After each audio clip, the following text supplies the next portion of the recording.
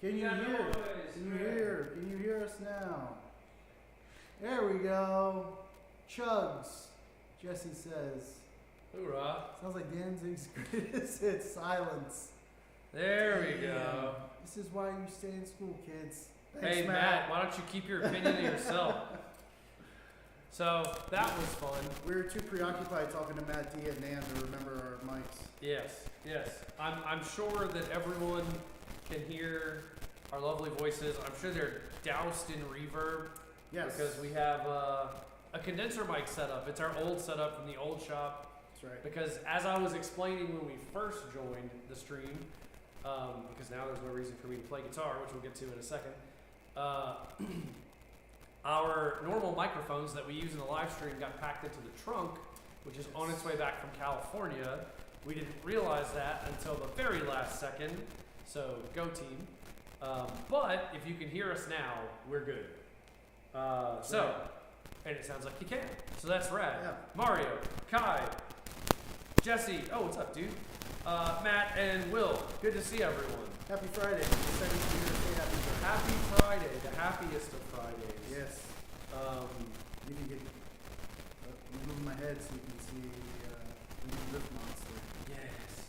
So, I'm going to pick this up just because it looks cool, even though you're not going to be able to hear me play it. Let's see, very crackly though. Hold that for a second. Oh, he put it in crackle mode. I did. Let's check it out. How about now? Let's see if that's a little better. If not, that might be as good as it's going to get. Because what we've done is essentially, instead of having our QC run everything in wireless lav mics, we had to remove one of the one of the Quad Cortex channels for our condenser mic channel. So, sorry in advance. Kai says still super crackly. That's probably one of the cables.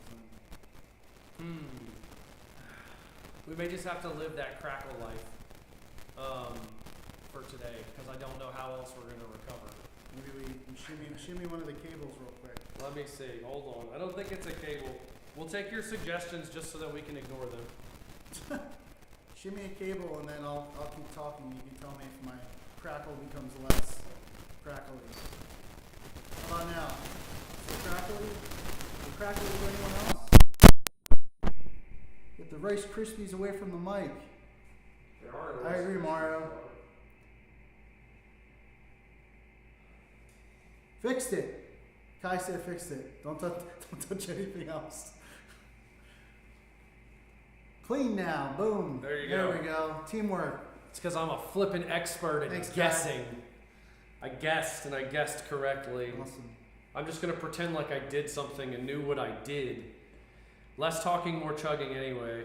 Yeah, the issue is that now the guitars are live when the mic is live, and it's a condenser mic, so it sounds like a butthole. You can't mic the condenser from there? Nope. Uh-oh. Because they're on two different channels, and it's not set up with the Stream Deck to do that, because we're doing it live today.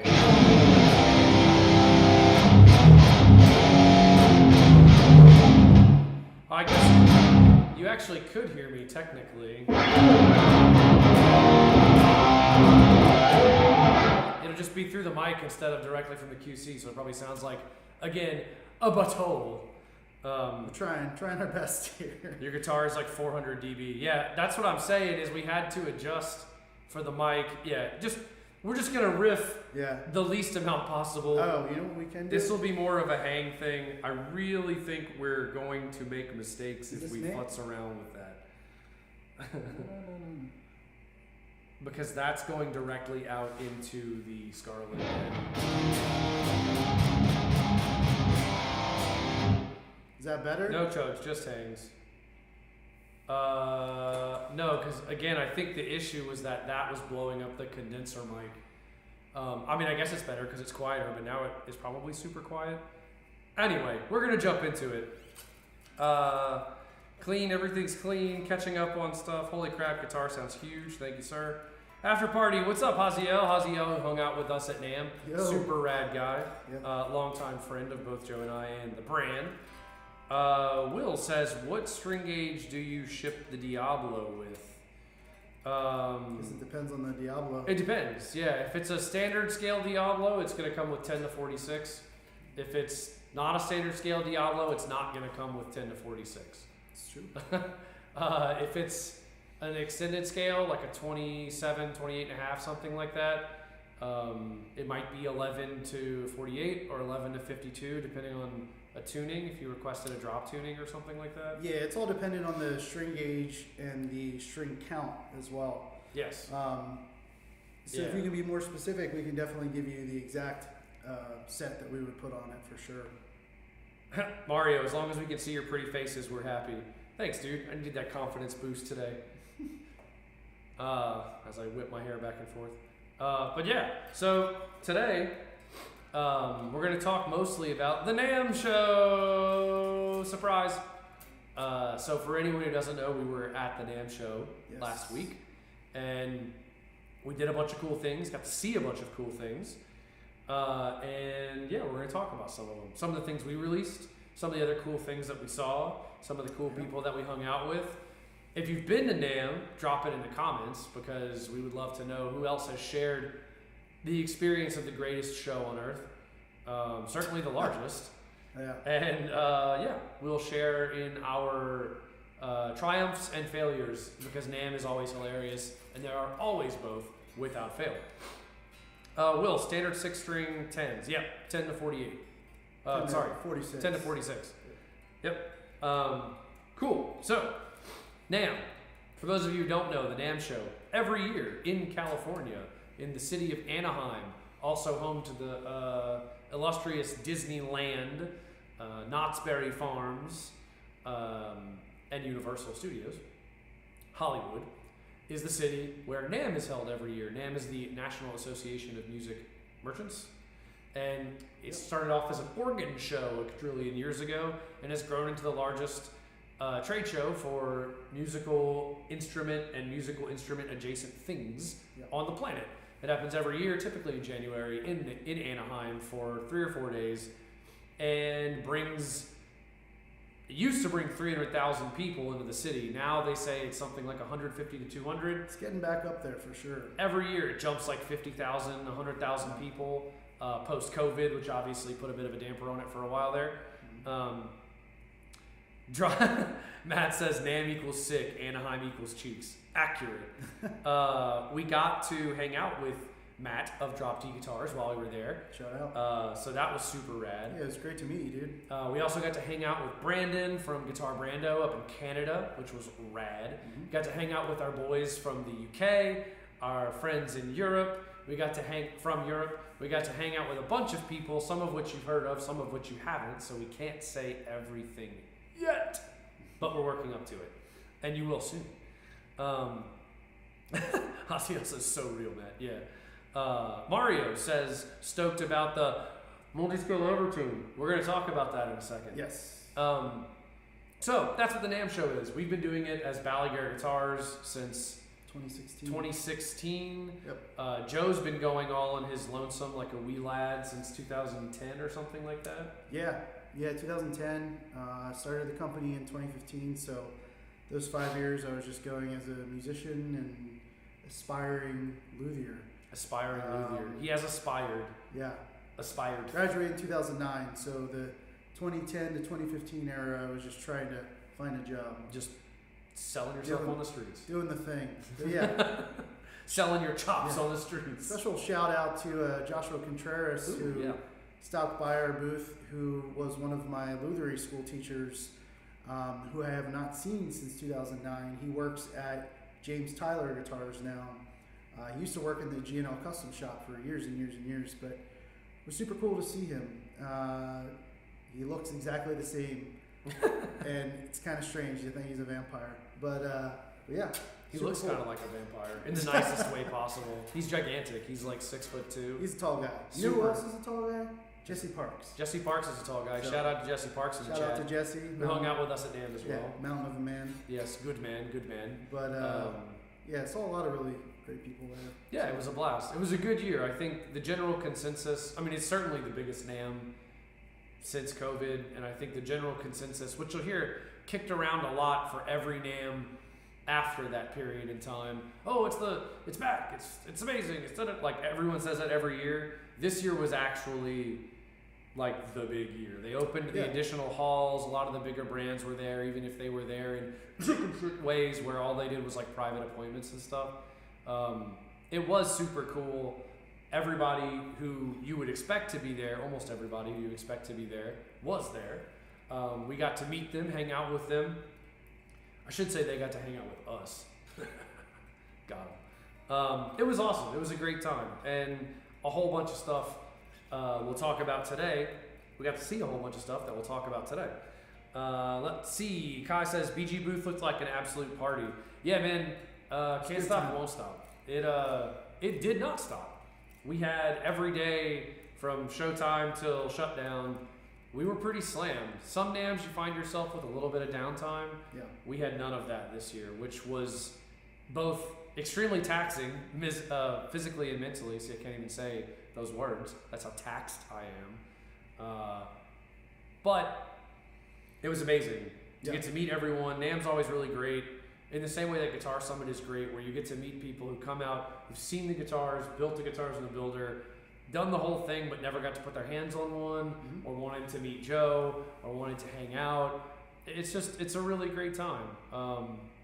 Let's see what other brands are doing too is always fun. Yeah, it was great to finally meet Amy as well, who's a new team member at Balaguer, all the way from down under in Australia. So if you see any of the rad photos in the Facebook group as of late from NAMM, that's all her doing. Shout out to Amy, yeah. So she's handling advertising and marketing for us, and we're super stoked to have her on the team. Happy belated Aussie Day, because it was while we were there. We had to celebrate. Jesse Park said I may be tall, but Jake did more push-ups. That's true. Amy was there for that. If you're in the discussion group, you would have seen those photos. If you were there in the booth, you would have died of laughter. Andy Ferris and I did some push-ups because we were laughing about once you're on camera, you have to look, you want to look big in the chest, so you got to do some push-ups. I like Jesse's comment on that post. It was like, Jake did more push-ups than anyone at the convention center that day. But you did one push-up. It probably was the only push-up that day. Who else is doing push-ups? It was hilarious. Andy Ferris, amazing dude. He is the Guitar Geek on YouTube. Yeah, check him out. He's done some cool stuff with us before. He will do some cool stuff with us still. So keep your eyes peeled for that. For sure. And yeah, it was hilarious. So I was, moderately sore the next day after my one push-up. I did a great job. But it was a blast. Yeah. Just a wonderful example of the goofballness that pervades the NAMM show. Besides Andy Ferris, we also got to do some cool content with Chris from High Impact Audio, another YouTuber, and Arnold Habelitz from Arnold Plays Guitar. Yeah. And a few other content creators stopped by, like Trey from the Gear Gods, and it was just a cool hang to be able to reconnect with all of those content creators, YouTubers, musicians. Shout out to your boy Pat. Yeah, Pat Sheridan from Fit for an Autopsy, longtime friend of mine and the brand. So yeah, a lot of cool hangs. Got to see Allison from EMG, who's awesome. The boys from Evertune. Yep, all of our friends from Evertune, Seymour Duncan, they swung by. We did a video with them. So yeah, it was a fun time, and I'm looking forward to doing it all over again. Yeah, every year it's rolling it up into the next year. You're not even done unpacking, and when I say unpacking, I mean repacking. You're literally still at the convention center, and they're like, here's your early bird passes for next year. It's true. And we're like, give us 3 flipping days. Yeah, we were in the booth packing up, and I got the email. And it's like, are you ready for 2026 NAMM? It's like, no, I'm not. Nobody is. That's the thing. My feet hurt from this NAMM. Yes. I haven't left the trade show yet. One of the best NAMM experiences is when they shut the show down at the end. Everyone goes wild. All the exhibitors go nuts. Everyone cheers and claps and parties because it's like, it's a long week, and you prep for it for literally an entire year, and it's just a lot of work. It's a lot of fun. It's really cool, and I don't mean to complain because I legitimately look forward to it every year. No, but it is wild. Yeah, it's kind of a congratulatory. Yes. We've all survived. Set of applause. Yeah, we did it, kind of thing. Kai says that vid of Joe ripping on Jordan's tour at 50 sounded sick. Oh, thanks. I appreciate that. Jordan does great stuff besides the new Torrent 50 amplifier. He does, like the All Dire high- Wolf. All right? the high wind amplification High wind stuff. amplification. Yeah, check Jordan out. He does really great stuff, all made in the U.S. and definitely has me gassing for one of those amps for sure. Yeah, it sounded Cool. flippin' huge in the booth. Yeah, cool And, amps. yeah, very cool. And cool dude, always a good hang. Yep. Be sure to check his stuff out.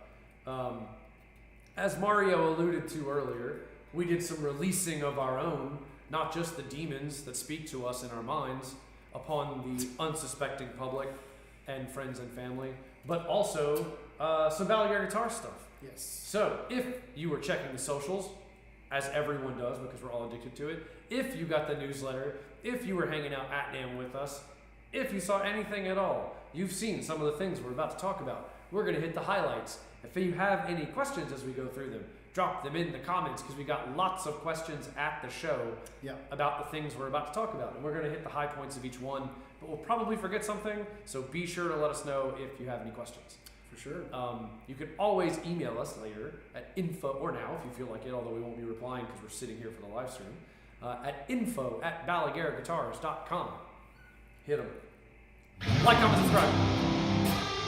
From the BGFBDG.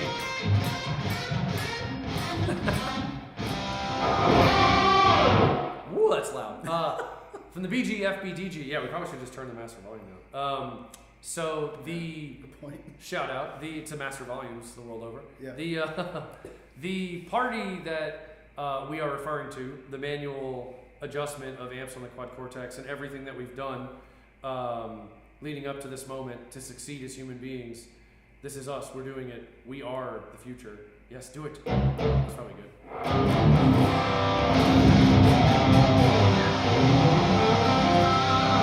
Sweet. So the multi-scale Evertune. Yes. That was the first release on day one. Yep. We released it a little early. If you are a member of the BGFBDG, and or if you subscribe to the newsletter, and or if you speak to Joe and I privately, you will know that A, that is what's always going on in our minds, Yes. and B, we released the multi-scale Evertune. So, the multi-scale Evertune. This was the thing that people probably had the most questions about. And if we're going to be completely honest, it's because Aristides released one, and lots of people had questions about that. Yeah. We know the guys at Aristides. Pascal's awesome. We hang out with them every NAMM show and at just about every trade show. Yep. And they did a super cool thing with Evertune. We talked with them. We talked with the guys at Evertune. Evertune said, if you want to work with us on it, we'll do it for your guitars. Yeah.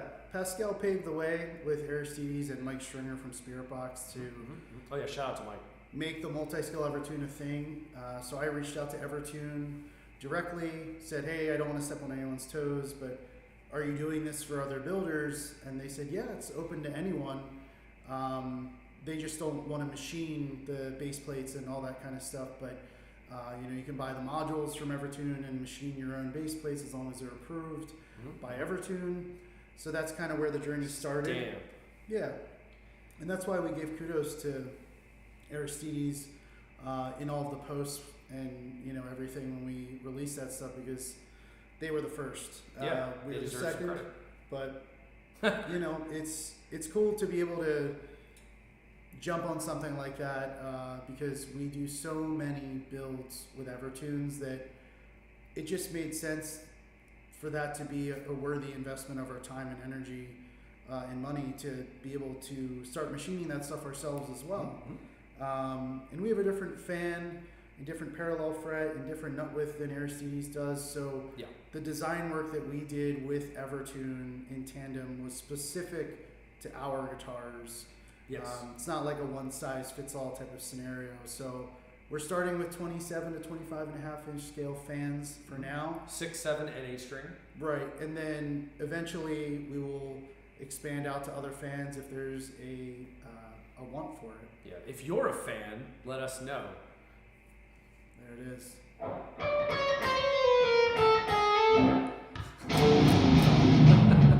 Also, so that is the big question about the multi-scale Evertune.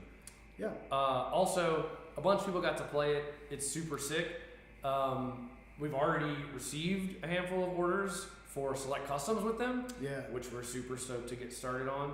So that's very cool. It's also not a cheap spec, so, and I want to explain that specifically because there were a few comments over the release about that. You know, the Evertune costs a certain amount just to buy the Evertune bridge, and we are now absorbing the cost of manufacturing our own version of that bridge. And when you manufacture anything, it doesn't matter if it's plastic, metal, wood, there are a certain amount of pieces that you need to manufacture at once in order for that specific you know, hardware or guitar or whatever to be at a specific price point. And for us, we didn't want to charge $2,000 upcharge or $1,000 upcharge for a spec like that. We are charging, I believe, $500 to $600, something like that, because we have to machine the bridges out of the same metal that Evertune machines it. The comb in the back is a custom comb because it's angled, much like the base plate and the foot plate. And that also has to be machined out of stainless steel. And then we have to pay to get all the bridges plated as well in the different finishes that we offer. So there's a lot of upfront costs for us to make it a reality. So that's why we have to charge what we charge, because we have to build a whole bunch of them to make it a reality for everyone. Just wanted to briefly talk to that because people have opinions.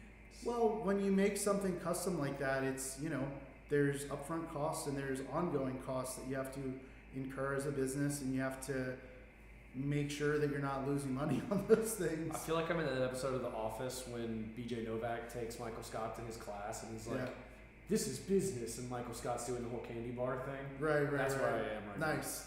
Am I Michael Scott or BJ Novak? No, I think you're Michael Scott. Thankfully, I don't think either of us is BJ Novak right now. $1,000 Yeah, it's like I'm in the face with it. Yeah.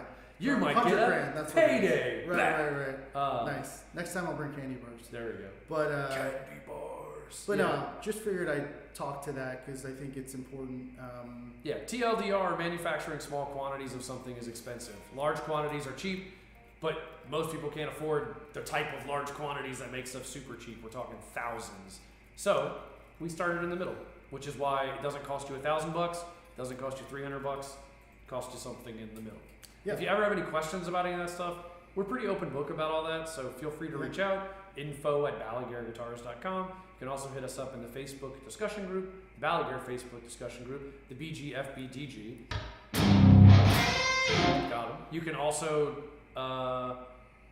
just send us a carrier pigeon or teleport here even, although I must admit we are protected against teleportation because we are psionic warriors from the future.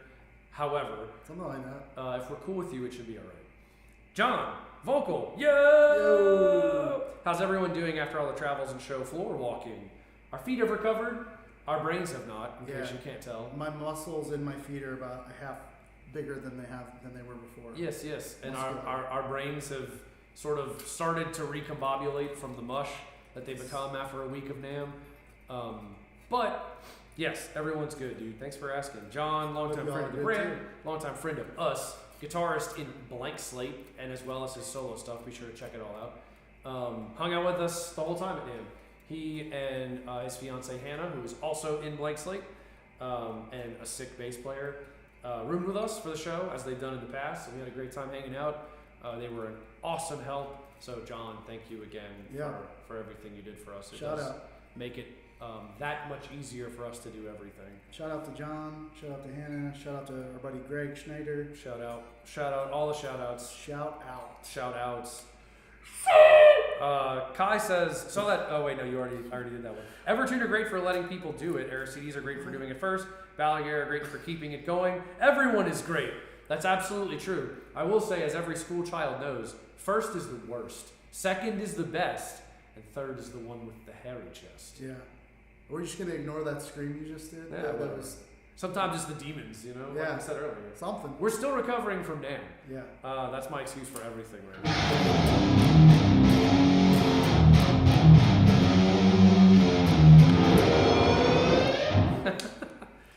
Haziel, so how about that lavender bass? Yes. In the booth, we had a 5-string multi-scale Diablo bass equipped with a dark glass tone capsule, which is their active preamp, and built to destroy. It's a rad bass.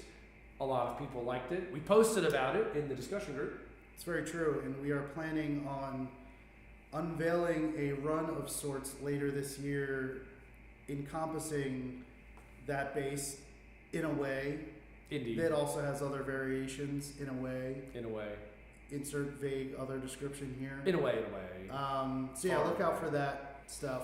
Because yeah, that bass went over really well, even though it's very long because it's a 37 to 35 inch fan fret bass, multi-scale. Yeah. Built for them dudes and dudettes who be looking for them high string tensions though. Yeah, and low tunings for sure. So yeah, that was a cool build. Even lower than drop C. How about drop C1? Indeed. I'm looking at you, John Vocal. Indeed. Mr. Low Boy. Yeah, gotta get that low in. Yeah, I'm gonna say thou before he posts thou. Thal. Sorry.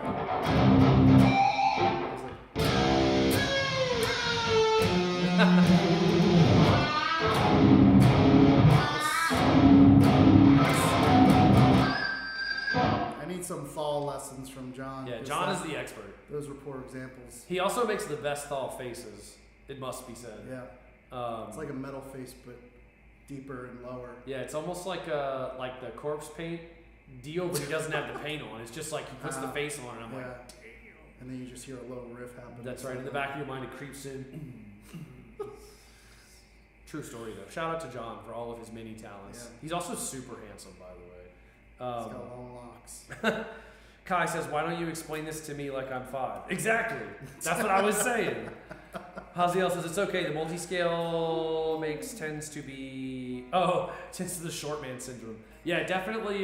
No one playing massive multi-scales are compensating for anything.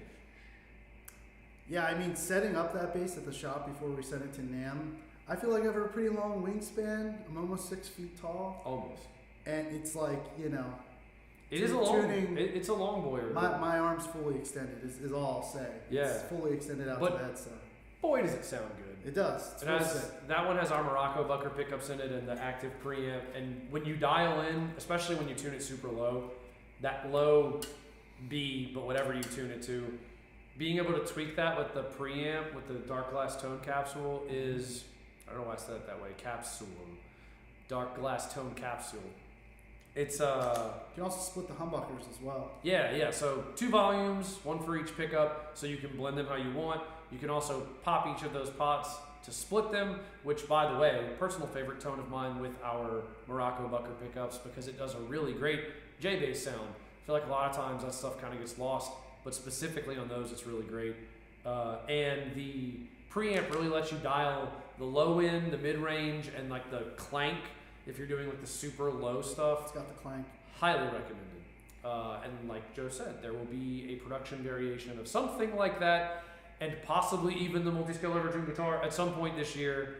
Not that I know anything about that, but keep your butts peeled. John says, Thowal. Awesome. Did someone say C1? Yeah, you've summoned him now. Good. Kai says, hit the lowest note, stop, then the highest note equals fall. Accurate. That's why I did the... Yeah, right? That's what I think of it. Yeah. Definitely Google fall. Oh, but be careful. And I think the first few bands that'll probably pop up are like Viljarta, Humanity's Last Breath, to name a couple. It's like a really cool sub-genre of modern metal. If y'all haven't heard of fall before. Yes. Just be sure you're in incognito mode and have all your safety parameters on your web browser. Otherwise, your face will literally be melted into oblivion. Yeah, I've never Googled fall, so I can't recommend doing it. But yes, exactly. This is not a recommendation. This is not legal advice. Kai says, almost 6 feet tall might be the most 5'10" sentence I've ever heard. On my license, I believe it says 5'11". Oh, mine says 5'10" because I'm honest about my height. But I can do one push-up. Depends on how high your hair is, I guess. That's true. Or if you were wearing boots that day. That's right. Yeah, boots and high hair get me to 6 feet. Yep. I like it. Nick, yo, what's up, dude? Thanks for joining. Hey, Nick what's up, Nick? Cafeteras. Yeah. Good to hear from you, dude. Glad you're here joining. We were just talking about how our brains are still mush from NAMM. Apologies in advance. Except we're not sorry about it because NAMM was awesome and now we're just puddles of mud. Yes. People. Haziel says, I definitely love to pick up one of those basses when they drop. Yeah. Please do a vintage white with tortoise pickguard. It's not a bad idea. Not a bad idea at all. A personal favorite spec, classic for a reason. Gianluca, yo! Damn, that's an A flat or something. I could do A flat. I like A flat. Especially on the 7th string. Especially on a 7th string. Jesse Parks, is it 37 to 35 or 36 and a quarter to 35? Doesn't the builder stop at 36 and a quarter? It does stop at 36 and a quarter right now. Winky face. But yeah, the 37 to 35 is something we've been wanting to do for a while, which is why we did a prototype of it. And now that it's proof of concept, you will see more fan options in the builder this year. Yes. Both for guitar and for bass. Yes. So, yes. Jesse just wants to order a 37-inch guitar. Well, Don't add me, bro. Hey, man. Jesse has the most insane collection of 30-inch guitars on the planet. So for him to have all that and then us talk about 37, he's probably like dreaming up some A wax black spec. hole will just open up if he just hits the open E1 on all of them. Crushing the planet. He says it's true. John says proudly 5'9" and 5.34/8. There you go. I like Nice. it. I like it. I like it. Very specific. We like specificity here. Well, we should move on to other low, long guitars. Yes. So day 2 of NAMM. Yes. We released a thing that's been receiving excellent praise and accolades already. Something that we worked a long time on, and by we I mean Joe and Devin. It is the Mitch 6, the signature Espada baritone for Mitch Stark from the band Silent Planet. What an incredible guitar player. I mean, there's just so much I could say about his playing and his writing style, but you would be better off just going to listen to his band. Yeah, just do it. Start at like their 2019 album, and I believe it's called When the End Began or something like that. Ooh, so good. The new stuff's great too. I'm just saying if you have to start somewhere, start there. Incredible, articulate, single note riffs, also mixed in with like huge melodic sounding chords. Most of the time they're playing in very low tunings. We're talking like F sharp and lower, so E1, octave below E standard kind of tunings. So yeah, his signature guitar was kind of a culmination of like, how can we make the clearest sounding baritone guitar that doesn't need to be beyond 30 inches long, right? While having like a lot of substantial weight to it, set neck design, looks awesome with the Bacote veneer over the Swamp Ash body, ebony fingerboard, mother of pearl block inlays, 28.5-inch scale length.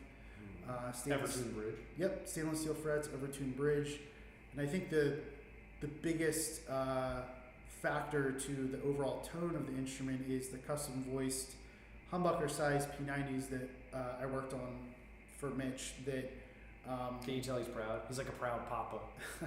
They're kind of like a modified version of our backwoods P90s. They're just hotter. They're voiced a bit differently to be a bit wider sounding for lower tunings. Got to get that frequency response though. Yeah, Mitch and I are still talking about what we should name the pickups, because our plan is to sell them separately as well.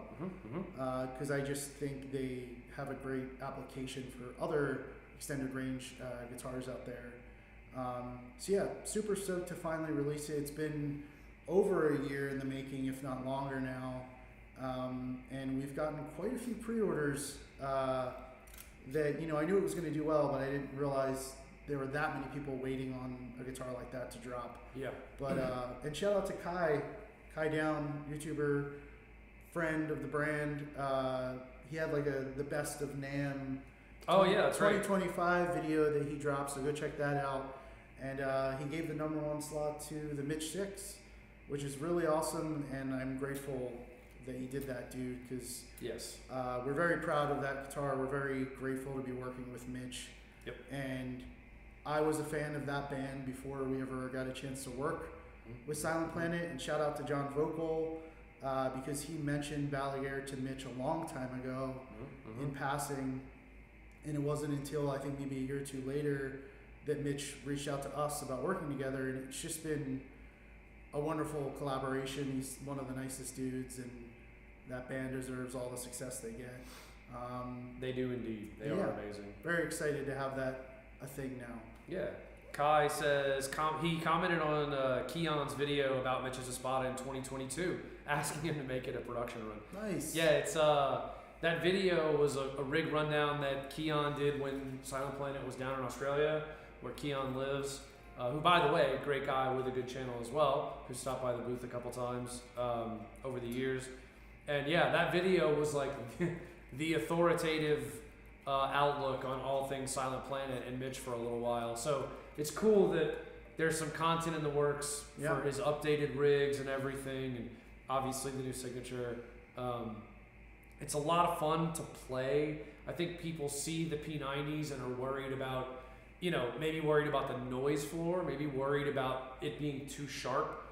Those are the two things that people came to the booth with a sort of preconceived notion of like, oh, P90s are noisy and way too ice picky. Right. But the way that Mitch wanted it and the way that Joe's built it, designed it and built it, it isn't that. It's clear and very 3D, and it is aggressive, but it's not rip your head off. It just has this tight, clear sound that has a ton of harmonic content and isn't enough output to like crush anything you plug it into. Right. It's not like an insanely high output pickup.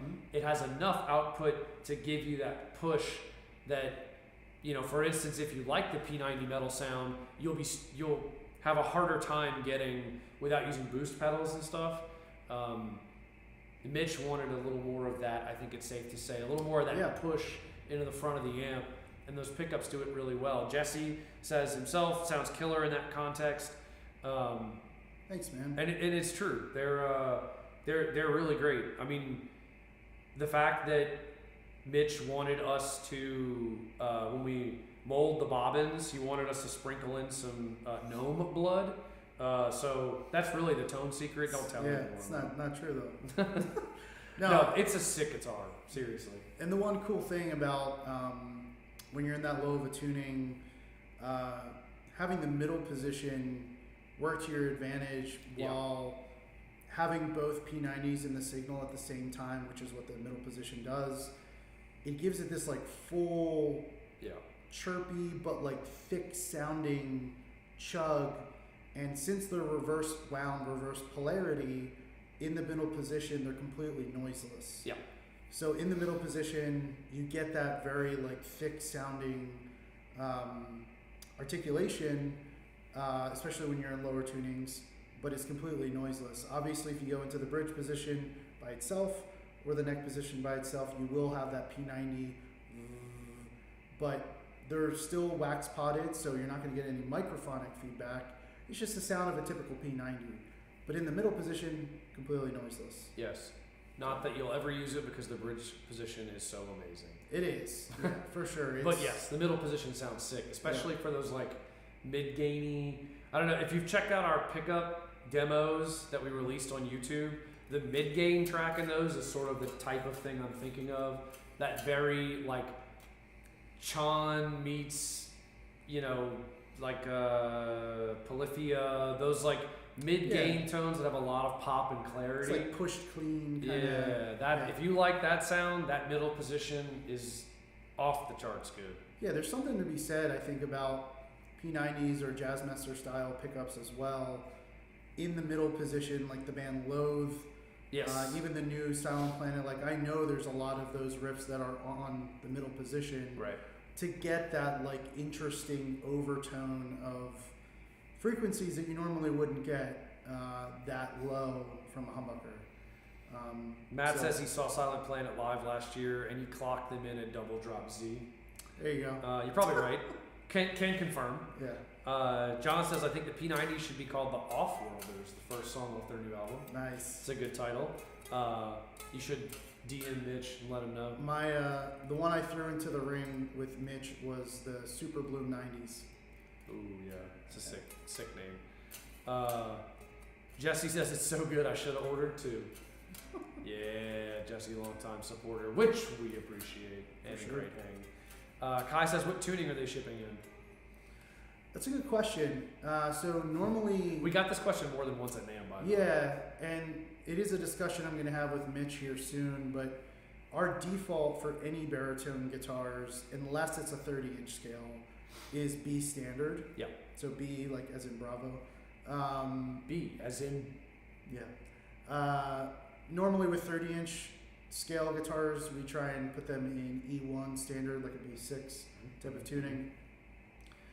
So I think we'll probably do B standard, but we'll see what Mitch has to say, because I think the one thing that I want to avoid is putting all the guitars in like E1 and someone doesn't want to be that low, but the nut is so they're not allowed to buy. And the nut's already cut for like those larger strings, so I think we'll probably just keep it safe at B standard, and then, you know, the customer can mod it to however they want. Yeah, the main thing is, like Joe said, that if you, for the guitar to properly be set up with big boy strings, you gotta modify the nut, and it's not something you can come back from. Yeah, So it just allows whomever to do whatever they want with the guitar. for sure. Good question, though. The other cool things that we had in the booth, besides, you know, all of you wonderful people who visited us. See, I tried to say something nice and then I just tripped over my words, which makes me want to slap myself because my brain is still half mush. Yes, that's what I'm hearing the whole time I'm talking.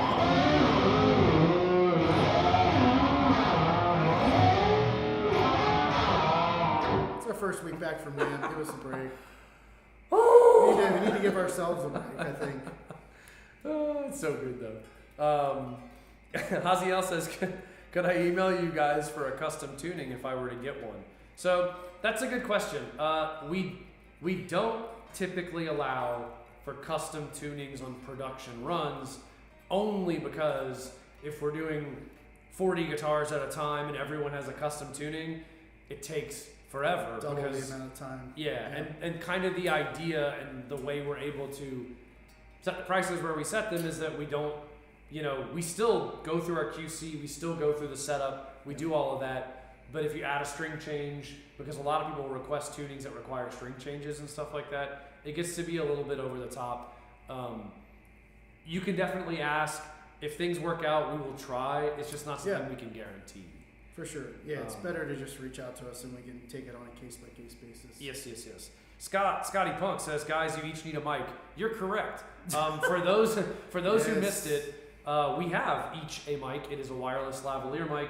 That mic and its receiver that plug into our setup, recording setup, is in a trunk on its way here from California with the rest of our NAMM stuff, because yours truly has occasionally, especially at the end of the NAMM show, zero bandwidth or processing power, and I threw it in there with the utmost force because I hated it.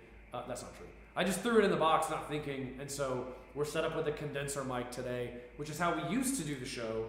And yeah, it's pretty terrible, but it's doable, so we're happy. Yes. So that one's on me. But yes, if you're tuning into any other live stream in the future, or if you're tuned in to replay any live stream from the past, you will know that we use lavaliers typically because the sound quality is significantly better. Yep.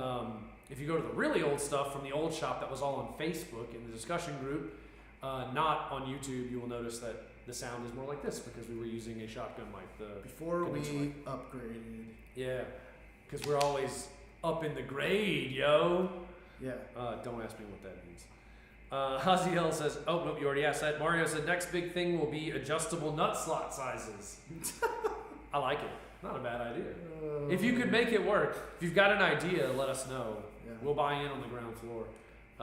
Maybe one of those like a non-Newtonian adjusting fluid that stays in that permanent semi-solid form.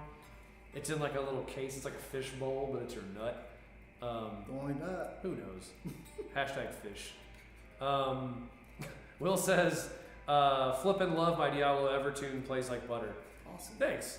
Yeah, and we're stoked to hear that. The Diablo is definitely, when it comes to ease of access, playability, that guitar, and don't let me put words in Joe's mouth because he designed it, but in my opinion, it is one of a handful of guitars that Joe has designed that is exceptionally well suited towards ease of access and playability. I appreciate that. Very cool guitar. Especially cool because you can spec it out to be very modern or very vintage. It's just it hits a sweet spot.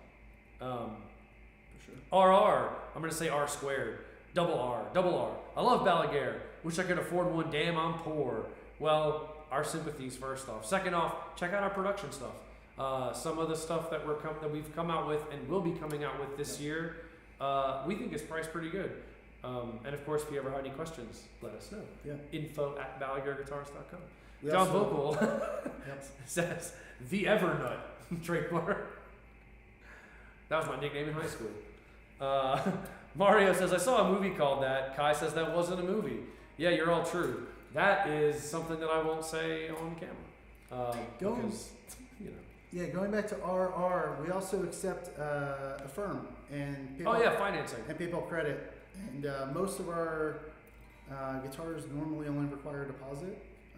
So yeah, if there's anything we can ever do to make it a little more accessible for you, just shoot us an email. Yeah, we actually saw someone comment on one of our YouTube videos earlier today saying something similar with our boy R or girl or they R Square said, which was, how can I better afford a Balaguer if I want one?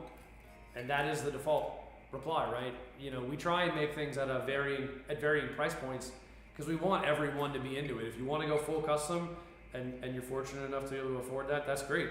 If you want something more production, like in the middle, that's also great. If you want something standard series, it's a little more stripped back, that's awesome too. Like Joe said, we offer financing with the firm, and you can pay through PayPal credit. I know they have good payment terms. And sure, let us know. Just figured I'd mention it. Yeah, we're always on the lookout for anything we can do to help spread the love. Deposits are a good one too, like you said. Yeah. R squared says, "Any baritones planned?" Yes, there are. Yeah.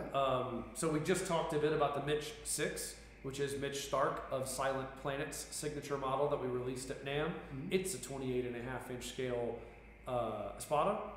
There are also a handful of other things that we're going to be releasing this year, including one thing we've already released, the Growler Baritone Standard, which is a 27-inch 6-string baritone. Yeah, and that's actually pretty affordably priced in the grand scheme of things. Yeah, $11.99. Yeah, pretty proud of that. Rustic finish, roasted, custom finish, roasted maple neck, block inlays, rich light fingerboard, stainless steel frets, locking tuners, 27-inch scale length, 27-inch scale, single humbucker. Yeah, single humbucker built to rip. Pretty cool stuff. Check it out on our site. Yeah. I also heard from a little birdie that there will probably be at least one other baritone run this year. Yes. It may have more strings. Cough. Little birdie's me. Yeah, the boss. More to come. Yes. So we also had some heritage builds at NAMM. We did. That were a lot of fun to build. So our heritage series are one-off guitars that I build here in the shop that are just creative outlets for me. So they're all varying in spec, body shape, and it really just is specific to what I'm feeling at any given time. So we had a Espada that had a composite neck. So the neck is made out of compressed spruce, fiberglass, and some other resins by a company called Flaxwood in Finland. Shout out. 25.5-inch scale, jumbo stainless steel frets on that neck.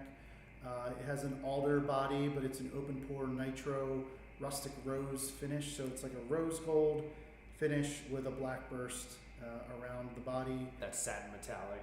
Yeah, it's like a satin metallic open pore finish, and then a black anodized aluminum pickguard. a single Seymour Duncan Colossal Incantation humbucker in the bridge, which is like a 46K resistance humbucker with 3 ceramic magnets that is just all killer, no filler type of pickup.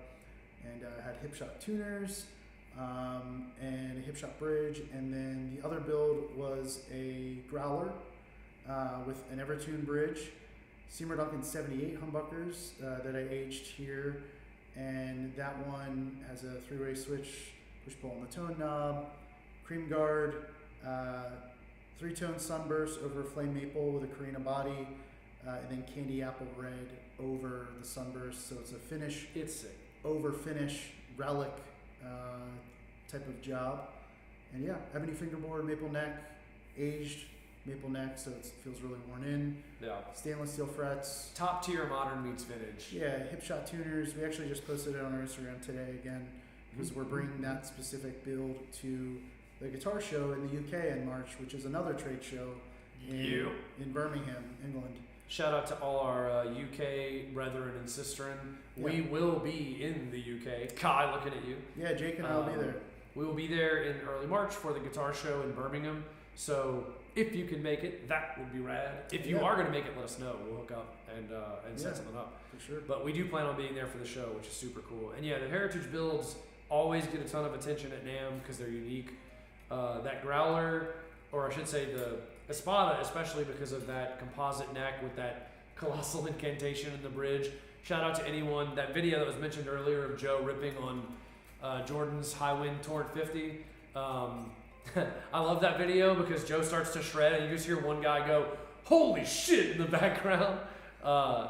And it wasn't just the amp; it was mostly Joe's playing. I think someone said, "Oh boy." Oh, is that what they said? I think it was. I think there were multiple exclamations. I don't know. Yeah. It was very cool. I mean, that's how I felt when I heard the sound of the amp for the first time. Yeah. And I just like hit a few chords. It's and I was big. like, oh no, that It's sounds a big awesome. sound. But yeah. So we had a bunch of heritage stuff. That was super cool. R squared says a 28.5 inch Espada sounds perfect, honestly. Gonna hit the builder on the website now. Yeah, let us know if you have any questions. And 28.5, I have a 27 inch Espada, which is like sort of the right scale for me. But if I was tuning down lower, like some of the things that Mitch does, or a lot of the F sharp and below, the big drop tunings. I'd love to see Jake play an E1. Yeah, not my. I am not that gifted. You're not a fall boy? I mean, I do it for funsies, but I can only do it ironically, and that's only half the battle. Scotty Punk says, I heard someone say the Evertune bridge should have been called the Nevertune bridge. I ain't mad about it. You're right either way. It is ever in tune, and it is never having to be tuned. Highly recommend the Evertune. We've been using them for over 10 years now. Yeah. Always great to hang with Matt and Cosmos and the team at NAMM. Yep. And yeah, it was super sick. Highly recommended. I think the tagline that I usually carry is I wouldn't put it on every guitar, but I could never, ever not have a guitar with it. 100%. Because it really does rule. Mm-hmm. Kai says finish over finish is the GOAT. Hope to see it on the Select Series one day. Yeah, we'll see. I mean, the fact that most of the time you have to do those finishes with nitrocellulose lacquer limits us to just doing those types of finishes for the USA guitars. Yep. But never say never. I mean, you never know what could happen in the future. Indeed. So. Kai says baritone ambient Espada coming soon too, right? Possibly. Possibly. I don't know. I guess we'll have to see how the year unfolds. Keep your eyes, ears, and nostrils peeled. Yes. Scotty says Balaguer Guitars are badass guitars. Thank you. Jesse says, did I call dibs on that composite neck Espada already? No, you've not. No, you didn't, but feel free. If you reach out to either of us, we know a guy. Yeah, he's sitting up there on top of that amp. Uh-oh. Mr. Parker. Yeah, Mr. Parker. He's a whole thing. We'll get there, though. Gianluca, where can I find that video? I think Jordan posted in the Facebook discussion group. Yeah, if you go to the Facebook discussion group, I believe he posted it in there. And if not, look for High Wind Amplification on Facebook and Instagram. Yeah, I think he posted it on his own stuff, too. I think he posted it on his own socials as well, so like Jake said, but yeah.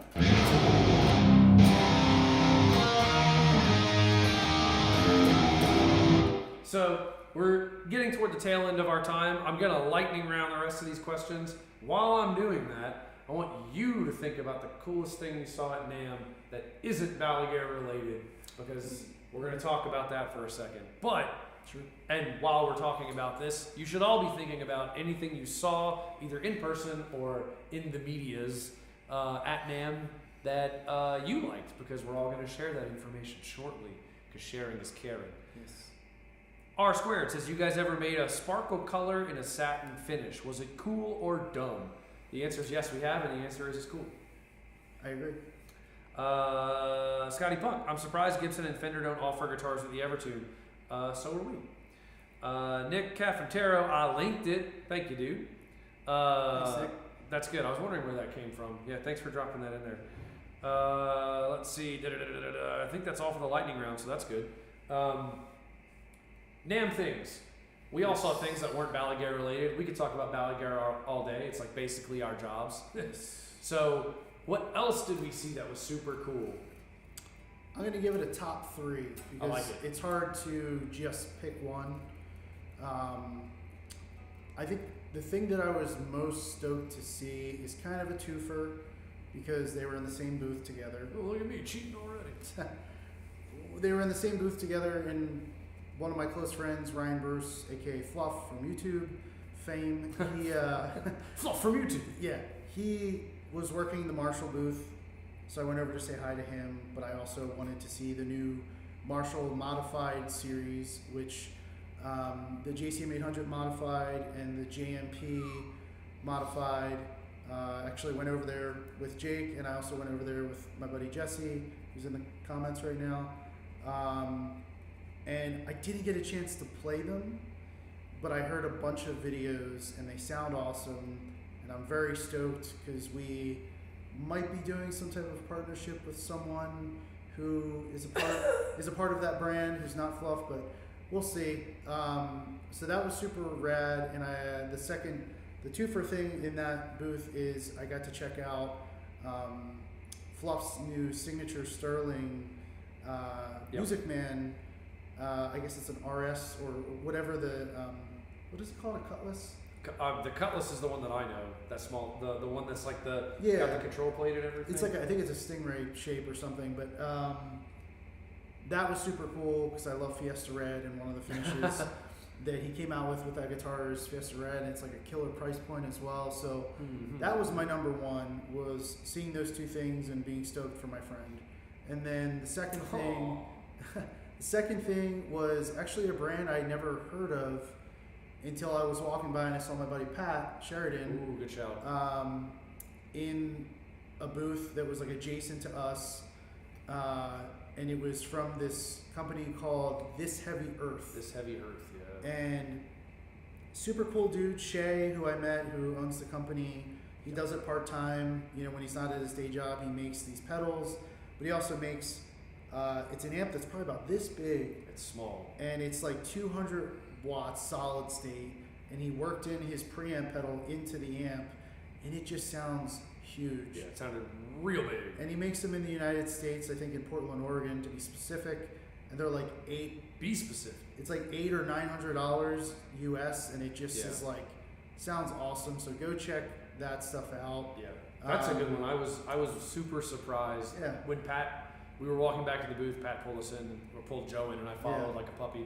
And he started playing. He was like, "You gotta check this out." And I'm like, I'm looking at this little box, thinking, "Ain't no way." Yeah. But Pat knows what he's talking about, and he riffed on it for like 3 seconds, and I was like, "Damn."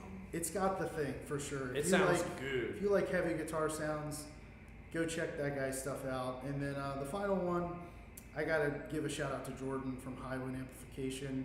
That Torrent 50 amp just sounds right. Like, and there were no pedals on. It just sounded super huge. And he's a super nice guy, so it's easy to want to support him and shout him out.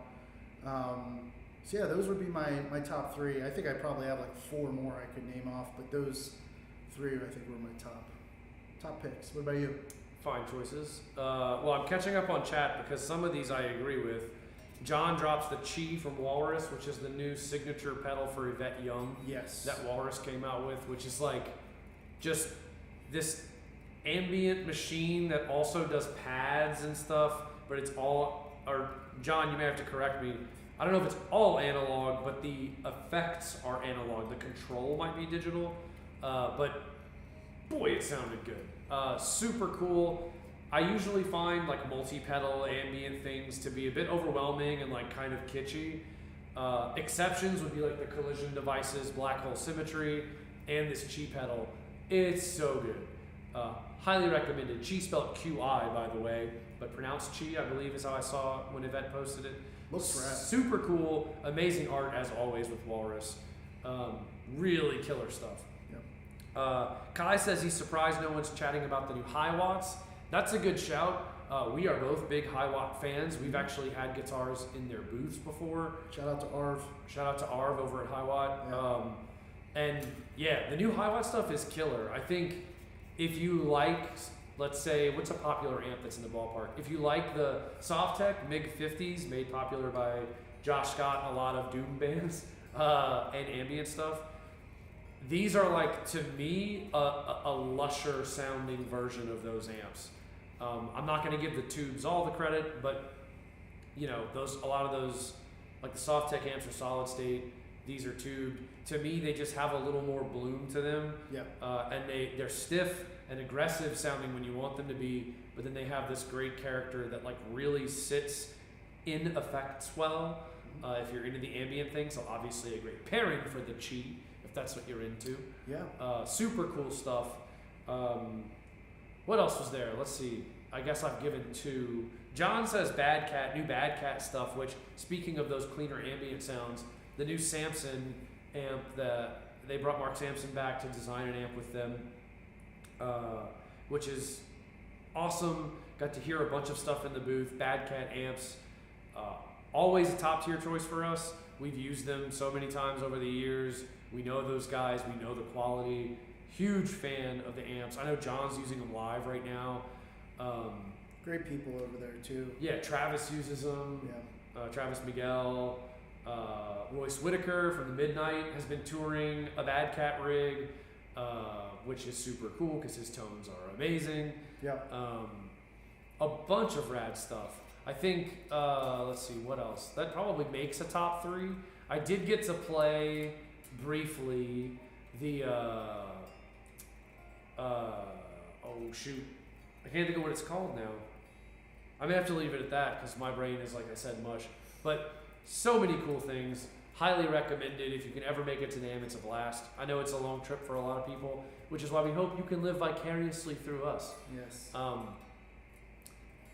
We are reaching the end of our rope, both mentally and physically, and chronometrically.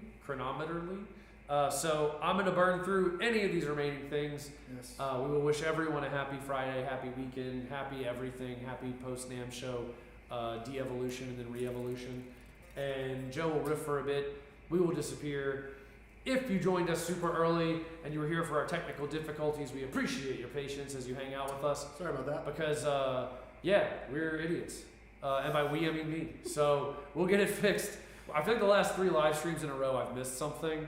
And I was doing so well. I was like 9 for 9. And then I just decided to keep dropping the ball. So we will get it fixed. At this point, it is the only piece of the equation missing are the mics that I left in my bag or in the trunk. Burning through the new comments. Let's see. High watts, yes, from Kai. Chi and Bad Cat stuff from John, yes. Satin Metallic is rad. I call Stealth Sparkle because you got to get up close to see it. Jesse says that's true. Yeah. Hi. The volume is a little low. Thanks for the heads up, Eric. Like I said, we had some technical difficulties earlier, so we had to do a bit of a mic swap.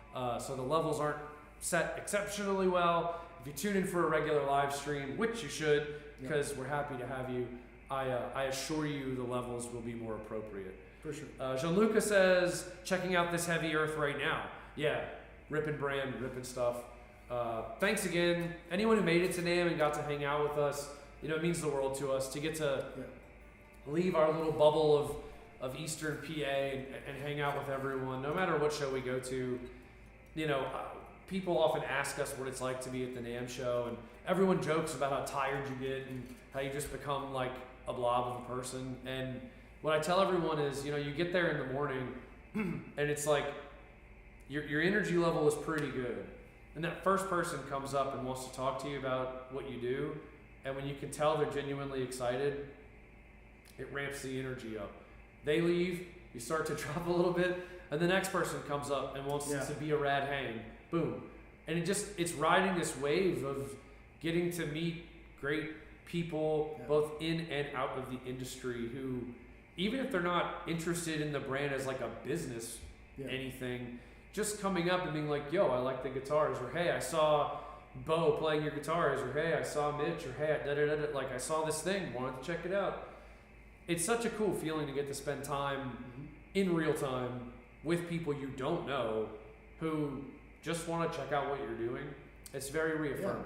Yeah, it is, and we feel very grateful that people want to come hang out and check out what we have going on. So, an understatement. So thank you to everyone who came by and yes, hung out, even if it was just to say hi and you didn't have a lot of time to hang. It means a lot. So thank you. And of course, if you're a friend and you've been many times, you've hung out with us many times, I'm thinking of John, I'm thinking of Jesse, thinking of Haziel, thinking of Chris, thinking of everyone who came out to hang. If I didn't say your names, not because I don't love you, it really does mean more to us than you will ever know. Yes.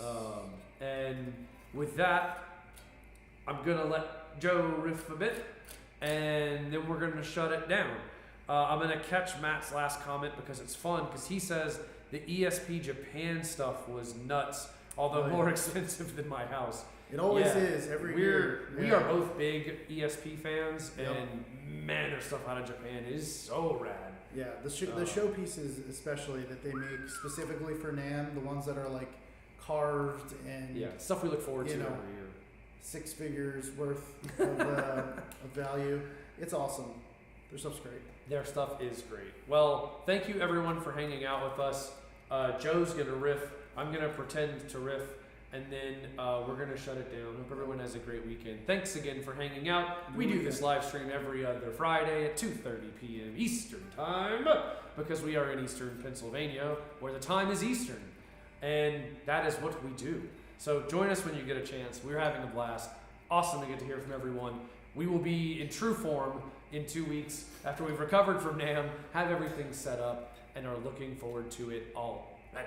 Yes. Have a good weekend, everyone. Have a good weekend, everyone.